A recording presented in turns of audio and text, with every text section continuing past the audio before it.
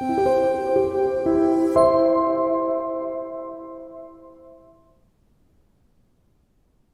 to Tech Trends.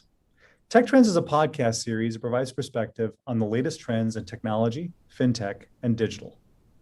On today's episode, we'll talk about the Tech for Social Good organization and how it's inspiring youth who might want to pursue a career or a passion in technology and also give back to their community.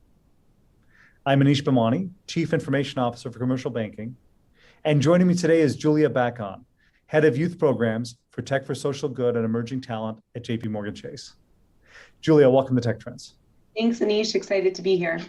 So Julia, why don't we start by giving our listeners a little bit of background on the Tech for Social Good program. What is it? Why does it exist? And what kind of programs are you involved in? Tech for Social Good was started about 10 years ago.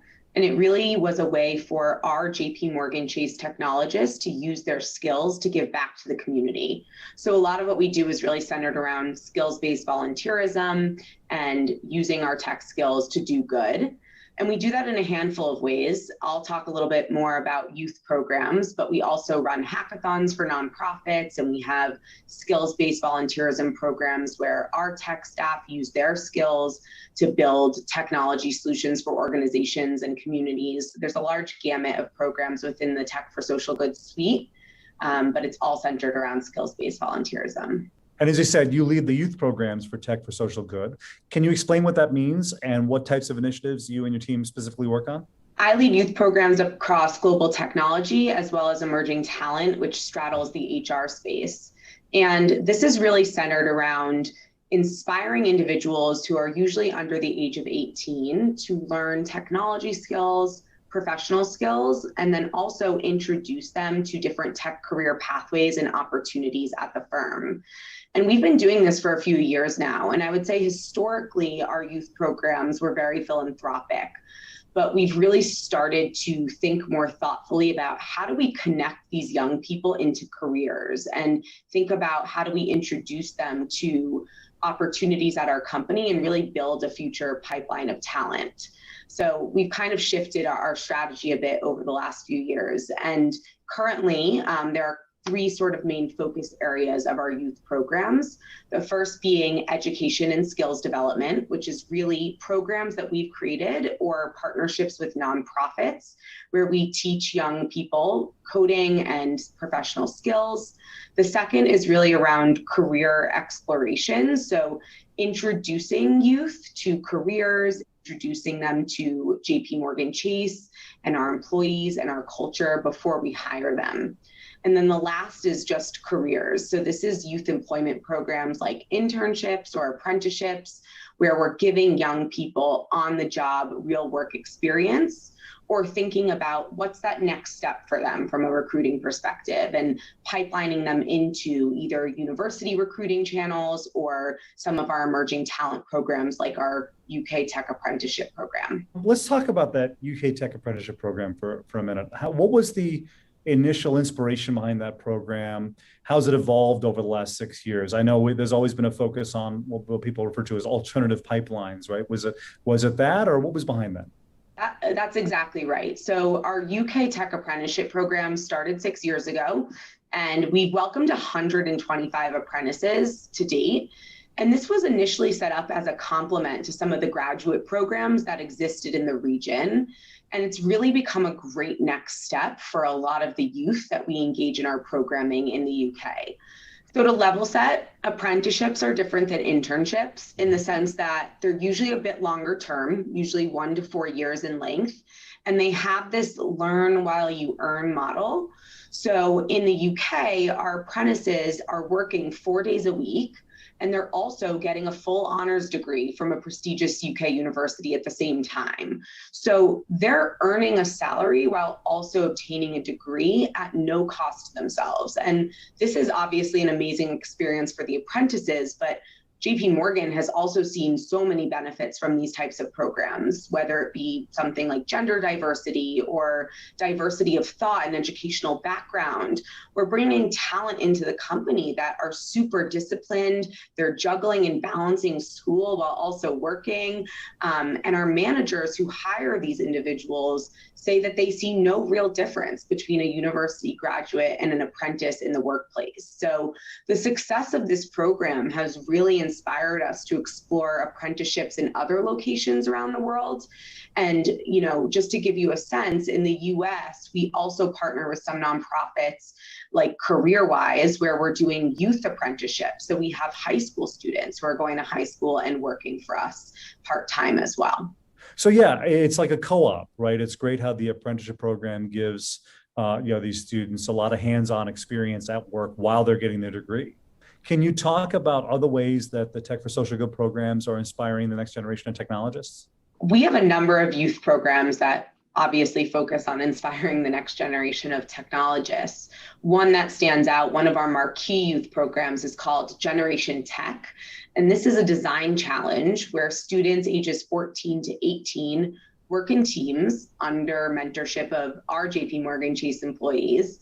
And they design wireframes and mock-ups of different web apps or mobile apps that they would create to solve a social good challenge.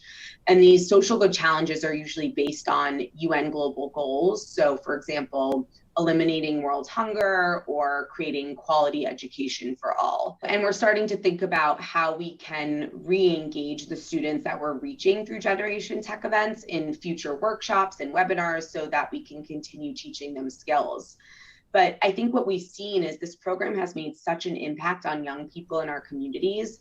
We're really excited to actually expand this program globally this year and bring it to India and Asia, where we have not actually run these events before. And Generation Tech is just one example. We have many other youth programs in our program suite and lots of partnerships with nonprofits around the world. And to give you a sense of scale, last year we reached nearly 27,000 youth through our programming. So we're really doing a lot to inspire that next generation and engage young people in our communities in technology. That's great because there's always a lot of conversation these days about purpose-driven careers or mission-driven careers, and why are people doing the kind of work that they do? And I think tying a tech career to those kind of things that people very strongly about, I think would be pretty fulfilling for a lot of people. Absolutely, and I think a huge piece of this is these young people get to engage with our employees and they get to see what a technologist at JPMorgan is like. And I think there might be a little bit of an idea coming in of what that is. And then they meet our people and they're just normal people who are really fun and really smart and really engaging. And I think that it helps sort of shift perceptions of what JPMorgan Chase is a little bit as well. One of the other great things that I like about that is we've done a few episodes on design thinking. And one of the things I always remember from those discussions is that everybody is born creative, but somehow, life beats it out of you, right? And I think the more you can focus on design with people at a younger age and tie design and technology, it just makes for a stronger, workforce going forward. Absolutely. So a lot of companies focus almost exclusively on university recruiting and recruiting university graduates as their pipeline of talent. What's the argument or the reasoning behind focusing on youth programs or getting people engaged at a much earlier age? The thinking behind our youth programs, obviously, I think first and foremost is we do it because it's the right thing to do. And especially in the tech space, there is a skills gap. So we want to ensure that we are educating young people and giving them the technology skills they need to be successful in the future workforce. But I think secondly, reaching youth earlier means that we're reaching that foundation of that tech pipeline. So we're really thinking thoughtfully about how do we get young kids the skills that they need to be successful in the workforce, but also if they happen to want to come work for JPMorgan one day, fantastic. We'd love to have them back. Right, but even if they don't, we're building the pipeline for the industry at large, society, other things like that as well, right? Exactly. So diversity is a big part of the discussion here as well, right? There's all kinds of studies that say, the number of women that pursue careers in technology is much lower than it is for men. How has the organization or the youth program sort of work to help change that? JPMorgan Chase, all of our staff are so passionate about getting more young women into technology, which is fantastic. And we have a number of programs that focus on introducing young girls to tech. One that stands out in my mind is our partnership with Girls Who Code, which is a nonprofit that focuses on closing the gender gap in technology. So we've been collaborating with them in a few different ways over the last few years. So first, we host some high school girls through their summer immersion program. And we do this in a few different tech center locations across the US. And during this summer program, the girls not only learn how to code, but they also get exposure to JPMorgan Chase, our people, our culture. They learn about opportunities at our firm. And this has allowed us to reach over 800 young women directly, but also we get to tap into Girls Who Code's broader network of young girls and their alumni population. So that's been working really well. Additionally, this year, we piloted a new program with Girls Who Code called Work Prep. And this was designed to give college-age women pathways into the tech industry. And it's cool because this was a direct response to something that was real. So with the pandemic, many of their university alumni were struggling to get internships and find jobs. And on the JPMorgan Chase side, we always wanted to offer a next step to the young women that we were reaching in high school, but never really had anything to offer them until they were internship ready. So we sort of created this program as a bridge and, offered a next step to these young women and introduced them to, JPMorgan Chase, our tech business, and our amazing staff. So that's just one example, but we partner with other nonprofits all over the world who are really focused on getting young women into STEM. And on the career side, we also have a number of programs that are, welcome women and are very thoughtful about welcoming women. And I think just at the end of the day, we really believe you can't be what you can't see. So it's really important that we get our amazing female talent in front of these young women and really just help bring these young women or introduce these young women to tech and JPMorgan Chase. That's another good point, which is it's not just about the participants in the program, but also getting a number of our employees engaged who might have a passion around mentoring or sponsoring a lot of these students or other things like that. Talk a little bit about the level of engagement you see from employees and sort of what the benefit is to them. Our employee engagement is at the center of every single program we run. None of the things that we do in the tech for social good space would exist without volunteerism and engagement from our staff. So it's not only is it rewarding, people come to work, they do their day job, but as a part of that, they also get involved in helping our communities. But I think the other piece of it is our employees are learning new skills while they're doing good. So they're learning how to mentor, they're learning how to present, they are learning how to engage with different people in our communities. And I think it's kind of a win-win. Let's switch gears a little bit. Whenever I think about how different generations interact with technology, everybody's got a little bit of a different perspective on things like risk and privacy and security and other things like that. With an increase in technology activity comes an increase in inherent risk, right? Are there any programs as part of the youth programs that focus on teaching cybersecurity awareness or cyber safety to young technologists? We have a massive program called Cyber Safety for Good, which totally focuses on cyber safety education in our communities. So just to give you a sense of what that is, it's a volunteer-based program where our JPMorgan Chase employees go out into our communities and they teach not only just youth, but also parents, adults, and senior citizens about how to be safe and secure online. And we do this all over the world. We have different lessons for different audience segments. And we've reached over 27,000 people with this content. So we're really making a big splash in our communities with this. We cover topics like privacy, cyberbullying, password protection. We hit a lot of different themes here.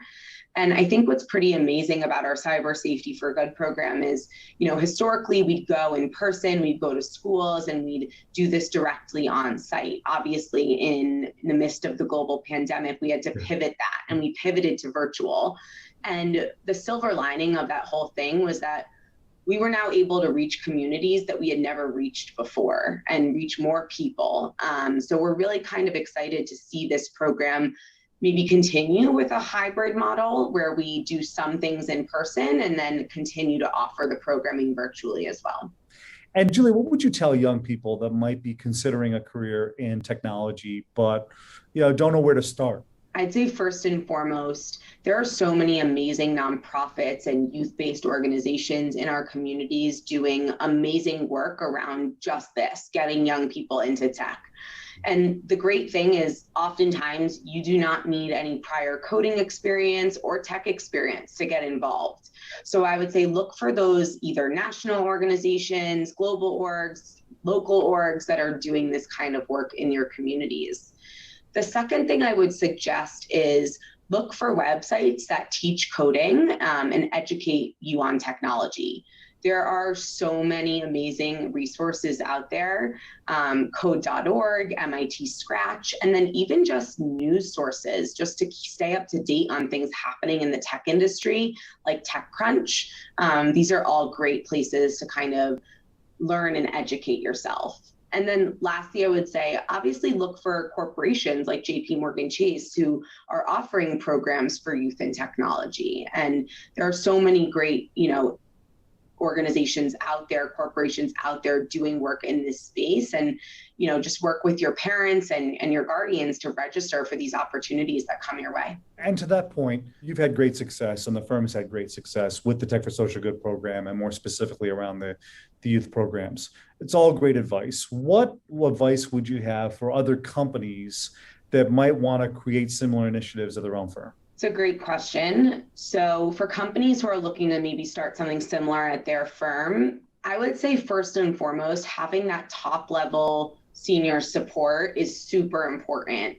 Obviously, we are very lucky to have that at JPMorgan.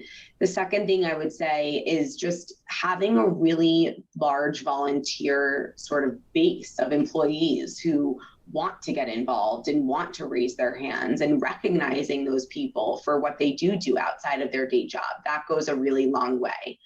But I would say we're very lucky to work for a company that believes in this so much that we have a whole team of dedicated resources that are supposed to work on this tech for social good strategy day in and day out. And, for me and my team, it's really centered around youth and how we do that. So it wouldn't be possible without our volunteers and the senior support, but also having that dedicated team of people has really allowed us to make an even bigger impact. Yeah, I think that's a good point, right? Which is, tap into your existing employee base, right? There's a lot of people that have a lot of passion around this and are willing to give back, right? Whether it be, on a part-time basis with the mentoring, the sponsorships, other things like that, or as part of a dedicated team. And I think the other thing that's probably worth talking about is, you can't go into this with an expectation that, setting up a youth program is going to necessarily yield